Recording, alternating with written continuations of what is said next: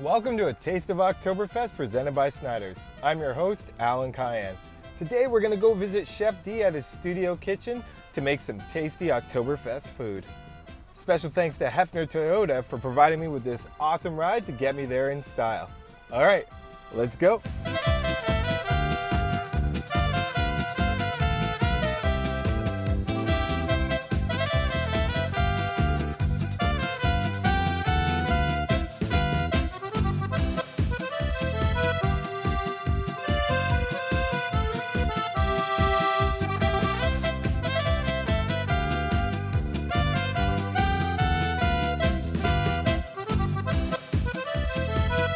Hey, it's Alan Cayenne from Kitchen Waterloo Oktoberfest. I'm here with Chef D and this amazing studio kitchen, Chef. Well, Alan, welcome to the studio kitchen. This is kind of where we hold a whole bunch of different events, and a lot of them are for charity. And we've done race running for Ronald McDonald House.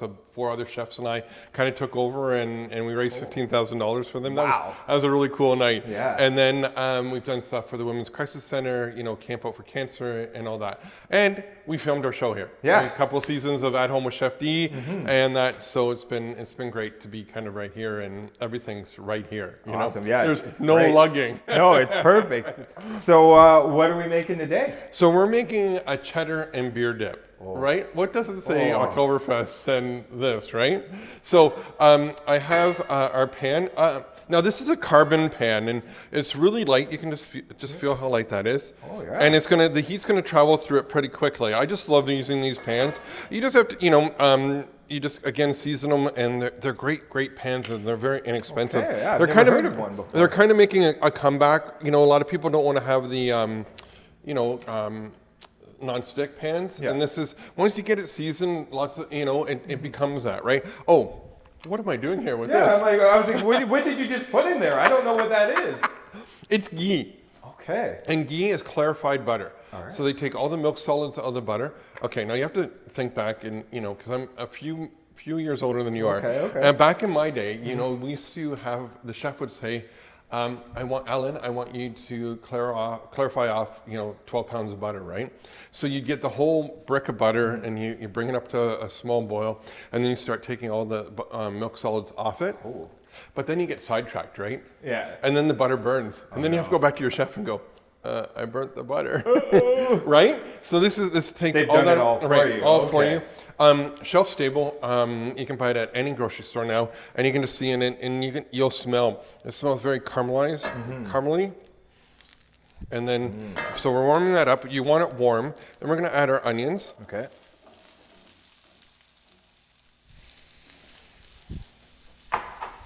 And then I have some fresh Ontario garlic, and I got my little cheese grater again, and we're going to grate our garlic into this. That's such a time saver. I've been Right. mincing my garlic with a knife. Right, and you just have to be careful as you get closer that you don't want to take, a piece of your finger off.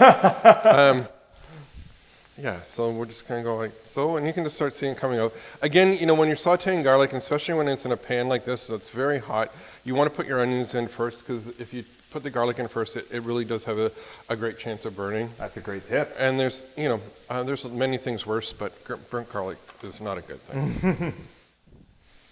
So. I love the smell of the onions and the garlic sauteing. So then what we're going to do is we're going to let this saute down for about, it's going to probably take 3 to 5 minutes of real actual time, okay? Okay. And we put in a whole onion, and again, you can put in the leek, you could put in white onion, Spanish onion, whatever onion you have in your pantry, just use it, It doesn't have to be anything special. And what you're going to do is we're going to reduce it down. We're actually going to caramelize it. So the sugars are going to come out. It's going to be becoming a lot darker. And that'll take about 5 minutes. Okay. As you were mentioning earlier, you get a lot of the nice flavor of the garlic and onion. Yeah. But you can start seeing now that your onion's becoming translucent. That's kind of what we're looking for. Is you're going to see how it's going from white to almost clear. Yeah. So we're getting there, and then it's going to start browning up a little bit when our caramelization. So again, we're probably about a good 2.5 minutes away. So just nice how it kind of flows together. Yeah. All right. Nice to know what to look for.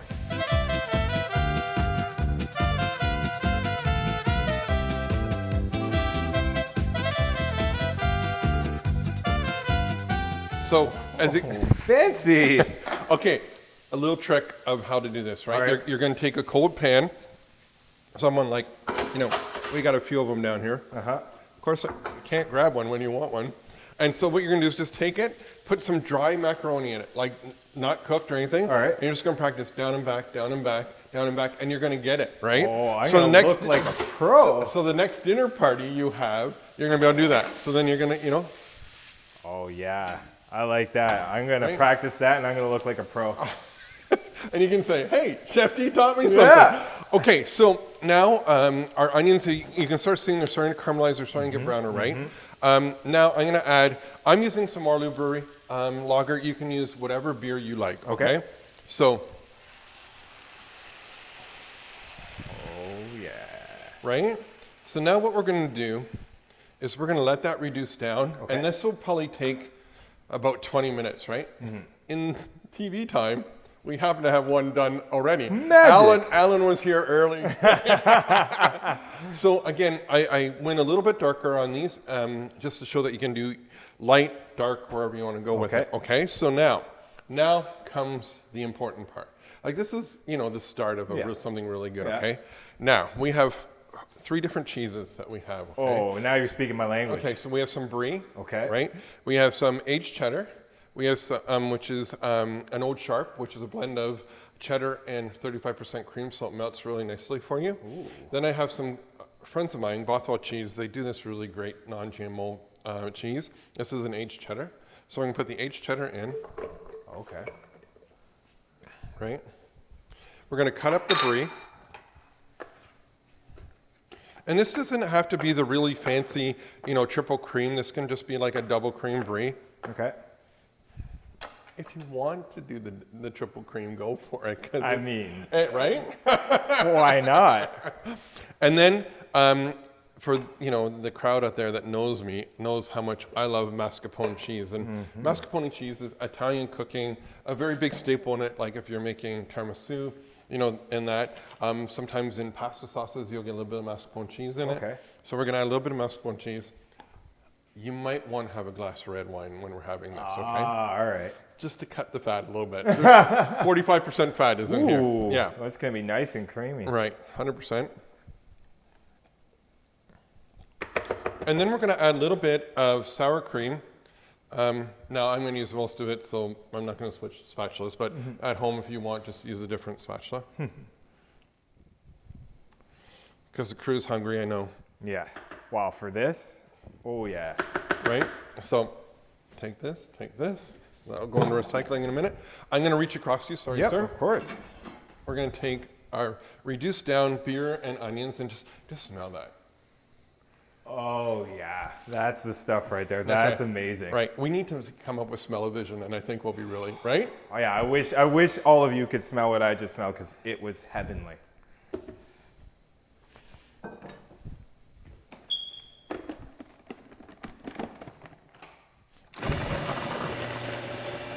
Food processors are great things, Normally, if you were in the studio kitchen, you see all the speakers around. I'd have the music on really loud right about now. Yeah. Offset this. A little Bruce Springsteen and cooking is always a good thing. Nice. Now, at home, if they don't have a food processor, what could they use? You could just chop it up. Again, you could even melt your cheeses in. What I'm doing here is, and this is the reason why I'm doing it in the food processor, is now you can take this and put this in the freezer and bring it out when you want to use it, right? You can heat it up in a microwave if you have one, or you can heat it up in the pan, right? And that's, again, just time saving.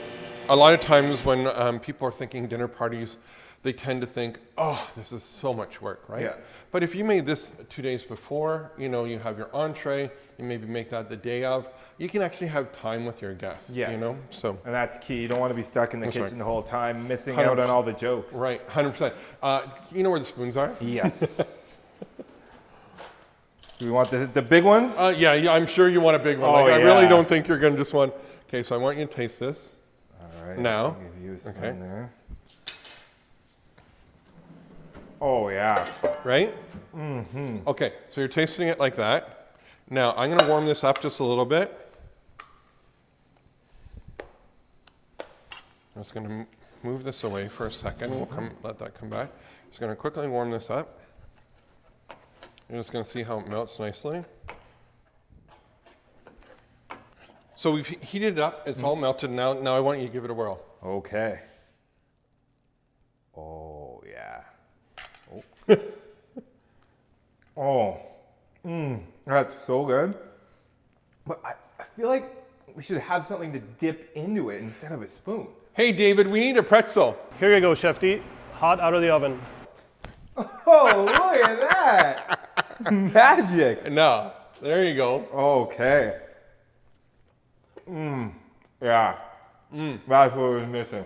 That's amazing. Grain Harvest pretzel, cheddar beer dip, doesn't get much better than that. No, this is heaven. This is great. Oh, this is something you can make at home and enjoy yourself for sure. Thanks so much for coming to the studio kitchen. Oh, thanks, Chef. I just love coming here. Every time I get some delicious food and some tips and advice. I'm going to practice that pan flip at home. Hope you guys have learned something here, and you can make this anytime. It doesn't have to be Oktoberfest. It's never a bad time for cheddar beer dip and some pretzels. Like, Grain Harvest is open all the time. You can go and get them there. And hope you had fun. Prost! Thanks for watching A Taste of Oktoberfest presented by Snyder's and proudly sponsored by Hefner Toyota. Also, huge thank you to Chef D for that awesome food today. Check out Oktoberfest.ca for more videos like this one and for all your Oktoberfest info. Auf Wiedersehen!